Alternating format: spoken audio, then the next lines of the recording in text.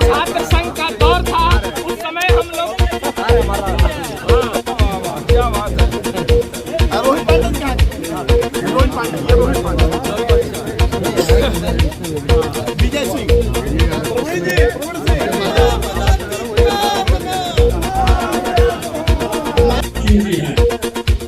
जिनका एक क्रांतिकारी एक इतिहास हुआ करता था, जिनके आवाज पर हजारों छात्र विश्वविद्यालय में जो अनुशासन के साथ उनके लिए इनका नया दरवाजा खुला रहता था। हम इनका यहाँ पर हार्दिक स्वागत अभिनंदन करते हैं।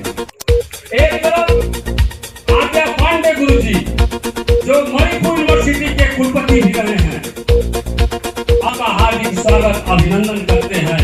और मिश्रा गुरु जी, बड़े भाई हम लोग के कौशल किशोर मिश्रा जी, और एक आपको बहुत बड़ी आज महामना की बगिया में आप आए हैं मंत्री बनने के बाद, कैसी अनुभूति हो रही है? मैं अपनी यादों को ताज़ा करने के लिए आया हूँ और निश्चित रूप से किसी विद्यार्थी का स्वर्णिम काल होता है जब किसी विश्वविद्यालय में वह शिक्षा ग्रहण करता है। और हमारे लिए ये परम सौभाग्य की बात है कि महामना के इस मंदिर में पावन भूमि पर मुझको यहाँ पर शिक्षा ग्रहण करने का अवसर मिला है। और आगे आने वाले समय में जिस तरह से यहाँ से निकलकर बहुत से लोग राष्ट्र के निर्माण में लगे हैं, तमाम ऐसी विभूतियाँ हैं, उन सबको प्रणाम और नमन करते हुए जिन्होंने यहाँ से निकलने के बाद राष्ट्र के निर्माण का काम किया है, ऐसे सभी लोगों को नमन करते हुए मैं ये आज ये कहना चाहता हूँ कि हम सभी विद्यार्थियों का ये परम कर्तव्य है जो महामना की इस बगिया से निकले हैं, शिक्षा के इस मंदिर से निकले हैं, उनको इस राष्ट्र के निर्माण में और राष्ट्र को विश्व के मानचित्र में, विश्व के पटल पर सबसे उन्नत मस्तक हो भारत का, ऐसी स्थिति में पहुंचाने का संकल्प हम सभी लोगों को लेना चाहिए। मंत्री बनने के बाद कौन सी ऐसी चुनौतियां होंगी युवाओं के लिए, कौन से कार्य ऐसे होने हैं जो आगे? देखिए, आजकल युवाओं के लिए सबसे बढ़िया बात यह है कि जो जरूरी बात यह है कि अच्छी शिक्षा उनको मिल सके। उसके लिए हमारी केंद्र की सरकार ने एक नई राष्ट्रीय शिक्षा नीति लागू करने की बात कही। अभी तक हमारा शिक्षा मंत्रालय नाम भी नहीं था, तो शिक्षा के प्रति कितना संवेदनशील सरकार है। रिंटू जी यहाँ पर हैं, प्रदीप दुबे जी हैं और तमाम कई लोग हैं यहाँ पर, अरविंद शुक्ला जी भी हैं। तो यहाँ पर अटल बिहारी वाजपेयी जी को जब हमने छात्र संघ के उद्घाटन बुलाया था तो मैंने उस समय कहा भी था कि देश में एक शिक्षा मंत्रालय भी नहीं है, मानव संसाधन मंत्रालय के अंतर्गत वो आता है। तो इसमें कम से कम माननीय अटल जी को ऐसा पहल करना चाहिए कि एक शिक्षा मंत्रालय बने, लेकिन अटल जी को बहुत कम समय ही मिला और तमाम ऐसे झंझावात से गुजरते रहे, मतलब दूसरे दलों पर निर्भरता रही, वो काम उस समय नहीं हो पाया जो आज माननीय नरेंद्र मोदी जी ने किया है। नया शिक्षा मंत्रालय बनाया है, शिक्षा के प्रति जो उनका समर्पण है, इससे देश बहुत आगे बढ़ने वाला है।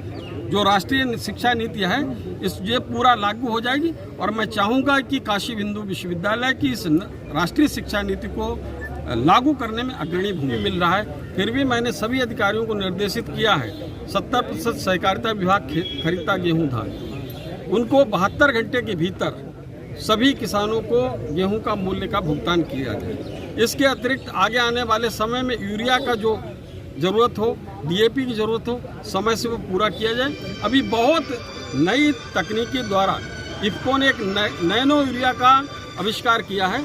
उस नैनो यूरिया एक बड़ा जो बैग होता है 45 किलो का, उसको 500 मिलीलीटर यानी आधा लीटर बॉटल से रिप्लेस कर रहे हैं। तो वो नैनो यूरिया के बारे में प्रचार प्रसार किया जा रहा है। 5 मई से 15 मई के बीच में सभी ब्लॉक पे एक संगोष्ठी कृषकों के साथ कराई जा रही है ताकि नैनो यूरिया के बारे में जागरूकता बढ़े और नैनो यूरिया का उपयोग हमारे कृषक कर सकें। धन्यवाद। भैया पूरा अपना नाम बताइए। हिमांशु सिंह मेरा नाम है। आज किस तरह का प्रोग्राम किया गया? आज हम लोग काशी हिंदू विश्वविद्यालय के छात्र राजनीति के एक पुरोधा जो हम लोग के बीच के भाई बंधु थे, हम लोग के साथ के थे, JPS राठौर साहब, वो उत्तर प्रदेश सरकार में सहकारिता मंत्री स्वतंत्र प्रभार बनाए गए हैं। उन्हीं के स्वागत समारोह के लिए प्रोग्राम के बारे में किस तरह का प्रोग्राम आज किया गया था? आज काशी हिंदू विश्वविद्यालय में उत्तर प्रदेश सरकार के सहकारिता मंत्री स्वतंत्र प्रभार श्री JPS राठौर साहब का स्वागत और अभिनंदन का कार्यक्रम किया गया। चूँकि हम लोग छात्र राजनीति काशी हिंदू विश्वविद्यालय में एक साथ किए हुए हैं। ये हिंदू विश्वविद्यालय का जो इस वक्त माहौल चल रहा है उसके ऊपर क्या कहना चाहेंगे? देखिए, काशी हिंदू विश्वविद्यालय का माहौल जब से वहाँ छात्र संघ नहीं है तब से वहाँ अराजकता का माहौल है। वहाँ के चिकित्सक मनमानी कर रहे हैं, प्राइवेट प्रैक्टिस कर रहे हैं। ऑपरेशन थिएटर का ये हाल है कि आपका मरीज जाएगा, 1,50,000 की 25,000 की दवा लिखी जाएगी, 20% दवा का इस्तेमाल किया जाता है, 80% दवा और फिर उसी पिछले रास्ते से मेडिकल स्टोर पर जाके फिर वो बिक जाती है। इफ्तार के बारे में क्या कहेंगे? इसके पहले भी हिंदू विश्वविद्यालय में ये इफ्तार होता था, आज ये माहौल सांप्रदायिकता बना दिया है, इसको क्या कहना चाहेंगे?